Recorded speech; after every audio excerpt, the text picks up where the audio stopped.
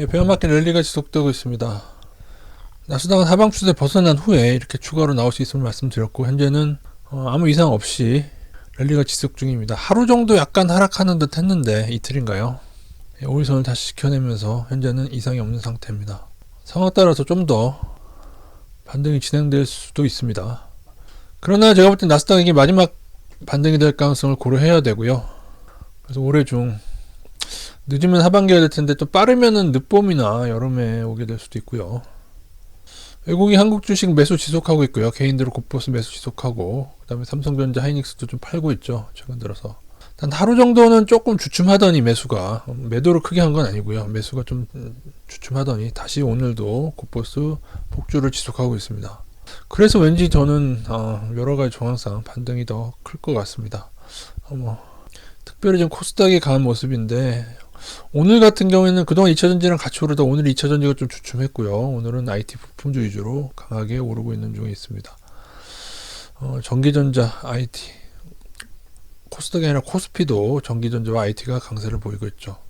연초부터 뉴스에서 반도체 망할 것처럼 떠들어대더니 잠깐 반칙이죠. 이렇게 뉴스로 개미들 떨구고 곧버스 폭주하게 만들고, 지금 하이닉스도 어마하게 오르고 있는 중에 있습니다. 이 매수가 외국인 등록제 폐지 때문인지는 모르겠으나 상당히 강한 것을 이어가고 있고요. 이 섹터들은 제가 연초에 좀 주목하자고 했던 섹터들이고, 너무 반도체 올인하신 분들은 좀 분산할 필요가 있지만은 반도체도 일부는 꼭 있어야죠. 여러분, 지금 제가 적립식 하시는 분도 절대로 연초에 포기하시기 아니라고 말씀을 드렸습니다. 그 중에 좀 LG전자를 좀 많이 강조드렸던 것 같은데, 지금은, 그리고 또 지난주 주말이죠. 제가 코스닥 IT 부품주 장세가 나올 수 있음을 말씀드렸고, 지금 그게 나오고 있는 중에 있습니다. 2차전지는 제가 얘네들 다 공매도 상위거든요. 포스코 케미칼하고 LNF 첨보, 특히 에코프로빔이 코스닥 공매도 상위입니다. 코스닥 공매도 상위에 이렇게 LNF 에코프로빔이 있고요. 그 다음에 첨보 있죠. 그리고 코스피 쪽으로 가면은 포스코 케미칼도 들어와 있거든요. 그리고 제약주들, 늘 고평가라고 하는 섹터들, 그리고 일부 게임주들이 공매도 상위에 들어와 있습니다. 코스닥입니다.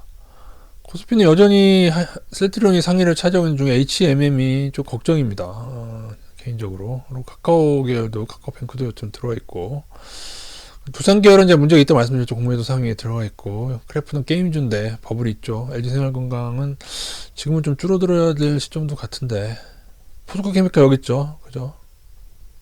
공매도 상위는 다 조심하십시오. 지난 5년 이상, 제가 이렇게 5년이 돼가나? 하여튼 몇 년간, 수년간, 적어도 3년 이상 제가 서치해본 결과 공매도 상위는 반드시 1, 2, 3위는 거의 다 문제가 생기지 않았습니까, 여러분? 지금까지. 예전에 코스닥 공매도 상위 신라젠 있었잖아요. 그죠? 코스피 같은 경우는 아직 전고점은 뚫지 못했습니다. 2500선을 뚫어야 되는데, 예전에, 작년에 1, 2 쌍봉 맞고 떨어졌죠. 요번에도 1, 2 쌍봉이라서 3, 4가 쌍봉이었죠. 그래서 다시금 떨어지나 싶었는데 다시금 올라서서, 이번에는 제가 볼 때는 올라설 것 같습니다. 쌍봉이었으면 여기서 좀 더 그냥 흘러내렸겠죠. 제가 볼 때 이번에는 설마 3봉을 찍고 떨어진다고요? 1, 2, 3? 못 뚫으면은 조심해야 되는데, 그러면 5일선 21선 깰 테니까 여기를 뚫게 되면은 무조건적으로 추가 상승 보셔야 됩니다. 제 개인적으로는 뚫을 것 같습니다. 여러분 보시다시피 외국인이 이렇게 들어오고 있기 때문에 그렇죠. 지난 3000선부터 현재까지 하락하는 동안 외국인이 많이 들어왔던 때가 21년 말 정도였고, 그때도 살짝 반등을 했는데, 지금은 작년 하반기부터, 사실은 약간 여름 이전부터 들어왔죠. 그래서 이번에는 상당히 많이, 바닥 대비해서는 많이 들어온 것이다. 그래서 그로 인해서 지금 반등이 코스피가 나오고 있다. 개인들은 연말에 이 샷에 다 떨어져 나갈 것 같다. 2008년 베어마켓과 잠깐 비교를 드리겠습니다. 지금 하락은 이게 정확히 30%는 넘고 40%는 조금 안 됩니다. 생각보다 35% 넘거든요. 이 하락이. 그리고 반등이 현재 15% 넘게 나오고, 조금 있으면 20% 거의 가까이 될 것 같습니다. 조금 더 2,500 뚫게 되면요. 지금 고점 대비 마이너스 35% 조금 넘는 것 같습니다. 대략 암산했습니다, 여러분. 그리고 이것도 대략 암산인데 거의 플러스 한 15% 이제 조금 있으면은 작년 저점 대비해서는 15% 넘게 나오게 될 예정입니다. 그리고 외국인 추이도 한번 기억을 해 두시고요. 조금 들어왔고 2008년으로 돌아가 보겠습니다. 2008년 당시에 베어마켓 랠리는 제가 볼 때 이거죠. 이건데 이거는 이제 고점 대비 이것도 대략 암산한 겁니다. 마이너스 25% 정도 조금 넘게 떨어졌고요. 플러스 25% 조금 넘게 올랐습니다. 한 27, 28 정도 될 것 같은데요. 대략 이 정도 떨어지고 난 다음에 그 다음에 추가 하락을 했죠. 그래서 그때 금융위기 때 고점 대비해서 반토막 좀 더 되게 한 2085에서 900까지 떨어졌습니다. 그때와 좀 다른 점은 여러분이 보셔도 그때의 외국인은 지금처럼 요 정도 매수가 들어온 게 아니고 그냥 주구장창 그냥 매수를 안 하는 경우는 있었어도 그냥 매수를 안 하는 때는 반등이 크게 왔죠. 그죠? 그때는 매수를 하지 않고 그냥 주구장창 매도로 갔었다. 그 점이 조금 다르다. 지금하고는 조금은 외국인 모습이 다른 상태입니다. 근데 뭐 그거 상관없이 언젠가 다시 외국인들이 또 꺾여서 2008년 때처럼 다시금 여기서 또 좀 더 들어와서 반등이 더 진행되겠죠. 제가 그렇게 보고 있는데 그러다가 또 외국인이 또 꺾여 나가면은 또 다시 떨어지지 않을까 싶습니다. 근데 제 생각에 금융위기가 온다고 해도 반등 폭에 따라서 아무리 안 좋게 봐도 그때도 한 절반 정도였거든요. 3,300의 절반 정도로 하면은 1,600대 정도. 그리고 이게 얼마나 반등이 크냐에 따라서 또 달라지겠죠. 그래서 나스닥에 문제가 생기더라도 반등이 얼마나 크냐에 따라서 달라질 것 같긴 합니다. 지금 현재 우리나라는 섹터별로 업종별로 저평가가 상당히 많고 특히 IT 부품주도 저평가들이 많이 있죠. 그리고 또 최근에 작년 하반기부터 외국인 매수가 들어온 상태고 요거는 이제 기관이 죽이기를 한 것 같습니다. 그때도 외국인은 크게 빠져나가지는 않았습니다. 그리고 외국인 더 들어오면서 견인을 하고 있습니다.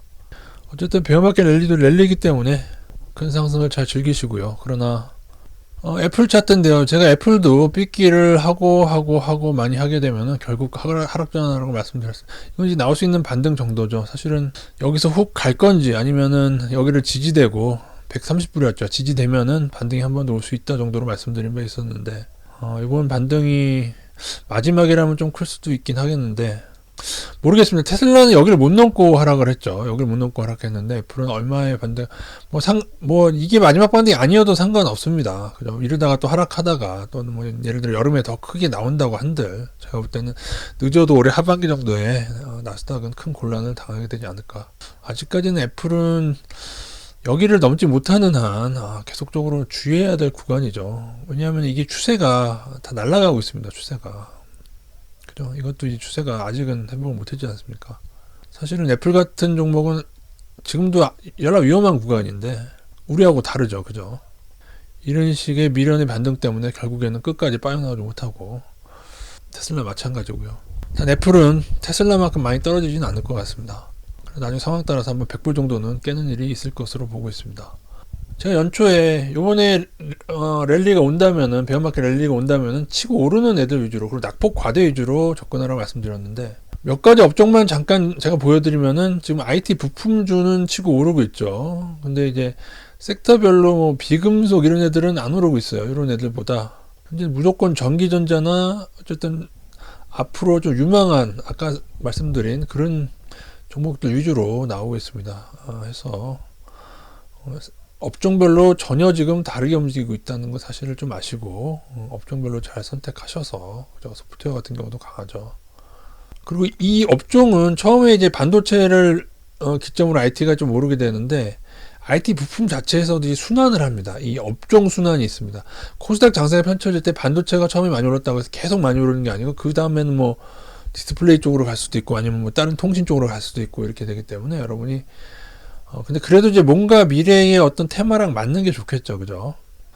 그러면서도 사실은 고점 대비 꽤 많이 떨어져 온 애들이 반등을 해도 꽤 많이 반등한다. 그렇게 보시면 될 것 같습니다. 사실 개별 종목으로도 제가 예전에 드렸던 말씀인데 이러한 하락 추세를 벗어나는 애들이 더 강하게 나오는 경우가 많죠. 반도체 장비의 약간 대표적인 코스닥 종목인 유진테크도 요거 벗어난 다음에 오게 되고 그죠? 이렇게 잡아도 최근에 다시 그러니까 여러분 하락하는 애들을 여러분이 접근하실 때 단타로 접근하시는 어떻든 이런 지점에서 막 접근하는 게 아니라 그죠? 적어도 하락 추세가 회복되는 시점 이런 시점부터 관심을 가지는 겁니다. 그게 훨씬 더 타율이 높고 설사 들어갔다고 해도 이 바닥을 깨면은 또 손절을 하는 거고 이게 무한 반복이 돼야지 그냥 아무 지점이나 막 들어간 다음에 또 겁먹고 손절하는 그렇게 해서는 안 될 것 같습니다. 부품주에 대해서는 시간 되면 또 나중에 또 설명을 드리도록 하겠습니다.